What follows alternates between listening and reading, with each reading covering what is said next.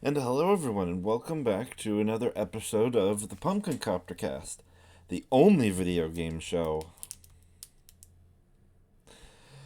So today I'm joined by Jennifer Goto, who's gonna be chatting with me about her upcoming game, Love Ghostie.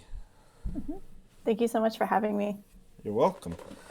So, Jennifer, but to start things off, how about you tell all of my tens of subscriber this like a brief introduction of you. Sure. So I'm Jennifer, also go by Jambe Chambe online. But I come from a software engineering background. Mm-hmm. I took a couple of game design courses when I was in college, but I went to a more traditional software engineering position after I graduated.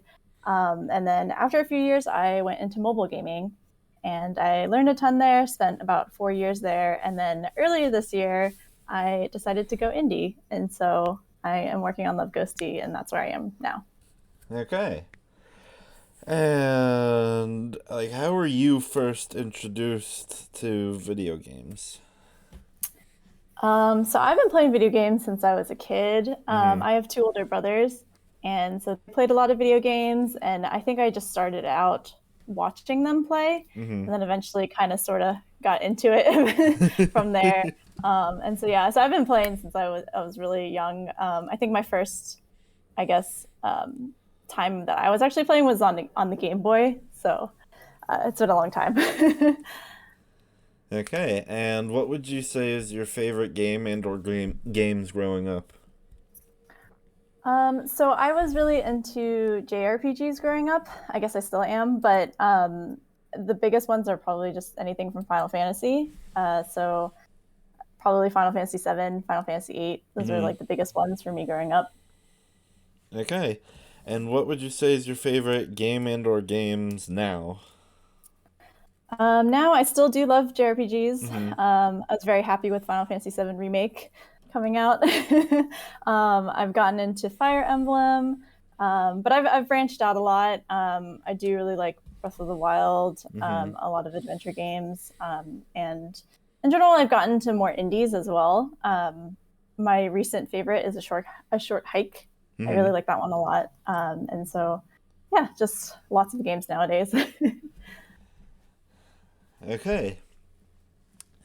So, if the world wasn't currently, because if you're listening to this in the today times, the world is still, just a pile of, stuff that is on fire. But if it wasn't that, maybe someday, when we've solved at least two or five of the problems we're currently dealing with. And, things like, I mean, conventions are coming back, but more so. Mhm. If, like, if we're at a theoretical point in time when we can truly call like the world post-pandemic, and you were and the convention was going on right now, and someone was going by your hypothetical booth, Mhm. like what would be the elevator pitch you'd give them to get your hooks into them so that they would like buy the game? So my pitch is that you get to play as a wholesome ghost matchmaker. It is a dating sim where you, as the player, you actually can't date anybody, and so you're the one who is setting up residents, but yeah, you can't date any of the residents yourself. I was very heavily inspired by Fire Emblem, but with I wanted something cute, so I kind of went with like the Animal Crossing aesthetic. Okay, and when did you first get the idea to make Love Ghost Day, would you say? So probably after playing Fire Emblem. So I had never played Fire Emblem until Fire Emblem Three Houses. Mm-hmm. And in Fire Emblem, you have support talks between different characters. And I really enjoyed unlocking those and, shipping the characters. Mm-hmm. And it's funny because originally I started playing Fire Emblem because of the tactics like style combat, because I really Uh-huh. like that. But then I kind of just kept playing it for the characters and kept playing it for the support talks. And so I was thinking, like, are there any other games like that besides the other Fire Emblem games? And not really that I know of. And so that's kind of like where originally, like, I guess Love Ghostie was inspired by. And I think in general, there's also been more like wholesome games coming out, and Mm-hmm. like that's kind of just something that I really craved to play, and like I want to make something like that for someone else to play. Okay. And why is the why is the matchmaker a ghost? Was it just because what wouldn't it be funny if it was a ghost? Kind of, actually. I don't think there was a specific reason to pick a ghost. I think the thing is that to set them up, it was like gifting items and it was setting them up on dates. And so I was thinking, it doesn't really make sense if it's like another animal character, or Mm-hmm. like maybe it's a ghost because then they can't see them. And so it just kind of ran with it. And I was like, you know what, a ghost, like a cute ghost, sounds like a good main character. Okay. And what made you decide? Because I'm looking at the screenshots on the Steam page right now. What made you decide to make like all of the romanceables in this like non-human? I think that was partly inspired by Animal Crossing. Mm-hmm. I got really into Animal Crossing during the pandemic, and um, I'm part of the subreddit, the Animal Crossing subreddit, and I often did see a lot of people saying, "Oh, I shipped these two characters," and I was like, "Hmm, okay." And so, I mean, again, going with like the wholesome theme too, I wanted something really cute. I mean, I could do characters and like human characters, but I feel like it's a lot easier to make unique characters with different animals than it is with like different people. And so I just thought it would be an interesting dynamic just to choose animals instead of humans. Okay. And yeah, so did you use like I know you said Fire Emblem, but did you use like I don't know the romance like mechanics of any other games as like reference material while while you were and are putting this game together? I actually haven't played too many other romance games. Hmm. I definitely should look into more, but I've gotten a lot of inspiration from K dramas actually. So I'm not a big rom com person in general, but I feel like again over the pandemic I got into K dramas, Hmm. and I really really liked the romance in those because they're again very wholesome romance. It's kind of like more of an emotional side of things, and so I've gotten a lot of inspiration from watching those. Okay. And I know this game is still in development, and you don't want to give like too much of it away, but just to give the people who might be interested in this sort of thing, like me, like just like a small sampling, like how exactly will like the romancing and the pairing of like the characters into relationships work once everyone gets their hands on this game. Yeah, so yeah, you can gift items to residents and you can say that it's from someone else. And so that kind of builds their relationship.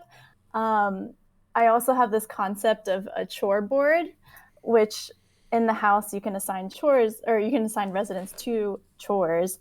And one of them is what I call definitely not a date, but you get to set up two different residents on it. And it's very obviously a date because the chore will be something like go on a picnic or go hiking or go stargazing. And so, yeah, there's going to be different ways to like set them up, grow their relationship. And then over time, you'll unlock talks, kind of like Fire Emblem. Hmm. There will be 4 different talks, and then you can just unlock them at different levels. And that's like the main way to kind of increase their relationship. But I'm hoping to like put in some more mini games and stuff like that. Okay. And when the game is, finished and out there for all any and all potential buyers, like Will it play like, I don't know, like a point and click adventure game, or will it be like visual novel where you just get like choice prompts put in front of you? So it's kind of a mix, because the ghost, you can control and like move around the house, and Mm-hmm. that's how you like place down items and all of that. But then the actual unlocked talks are going to be kind of visual novel style, where it'll just go into a different scene where you have the two characters talking to each other. Okay. And yeah, have you like I should just to clarify, like I don't know how making a game works at all. Mhm. So I'm not sure like, what part you put in and what part when. So like have you, again, without giving like too much away, have you given any sort of thought as to like the sort of musical stylings that'll accompany this game? A little bit. I am still kind of in the process of looking for a composer, Mm-hmm. but I have found kind of just like some free music that I'm using temporarily. But it is very kind of goofy sounding, I guess.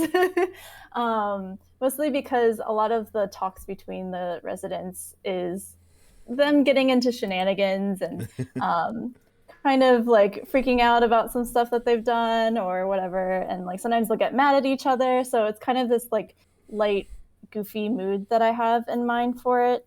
Um, but yeah, I haven't quite decided on music just yet. Okay.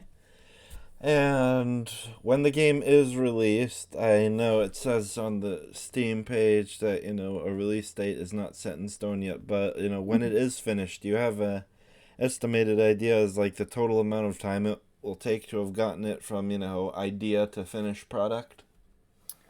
So I started working on this in June, so it's been about 6 months Mm-hmm. so far. I do anticipate probably another year, maybe a year and a half. So it's probably going to be like 2 years total. Okay. And, once it is released, I mean, I know it's like I'm looking at the Steam page literally right now. But other than Steam, are there any other like platforms you have your eye on that you'd like definitely like to try your darndest to get Love Ghostie out on? I would love to be on Switch. Like I would love, love, love to be on Switch.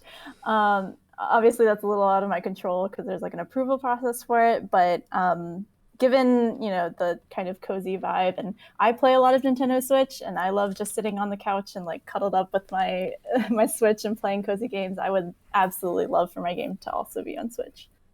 Okay. And yeah. So, yeah, before we begin officially wrapping it up,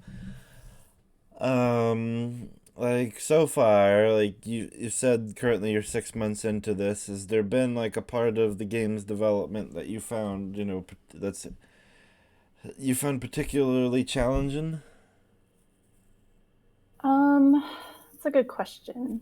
Um, Probably the more of the marketing slash business side of things versus Mm-hmm. the actual game itself. Because I've done a lot of games in the past, so that part doesn't seem that bad to me.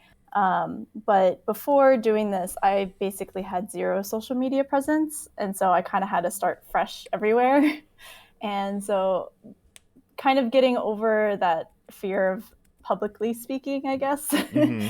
and also like running a business too, because start having to start a business and like understand financials and like accounting and legal stuff, like all of that takes a lot of time, and I guess that's probably been the hardest part for me. Okay. And if there is there any advice you'd like to give to like any hopeful indie developers out there that you got yourself that you found to be helpful in like making this decision to do this? I have lots of advice, but I don't. Let's keep it simple. I think probably the biggest is just to start small and then make mini games before you want to do kind of the one that you really care about and you're willing to like do all this work for, because you learn a lot. So like I was working in mobile games, and that's not quite the same as like making a game for PC or for console.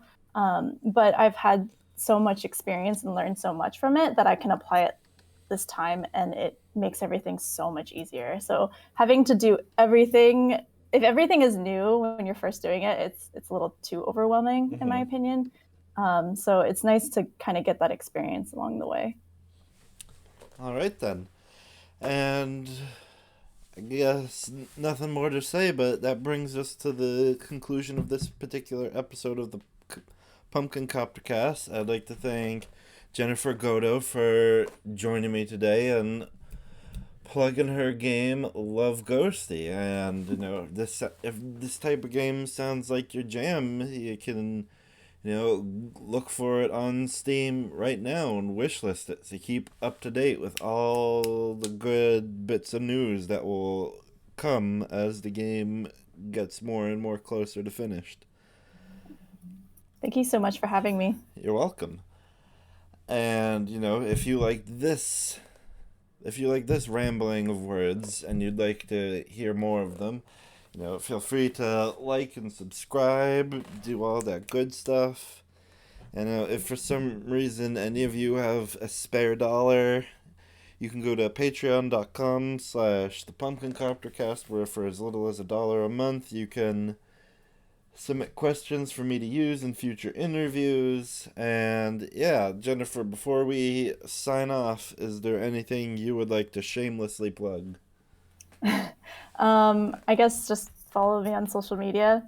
I'm Jambe Chambe. I think on all platforms. And yeah, wishlist my game on Steam.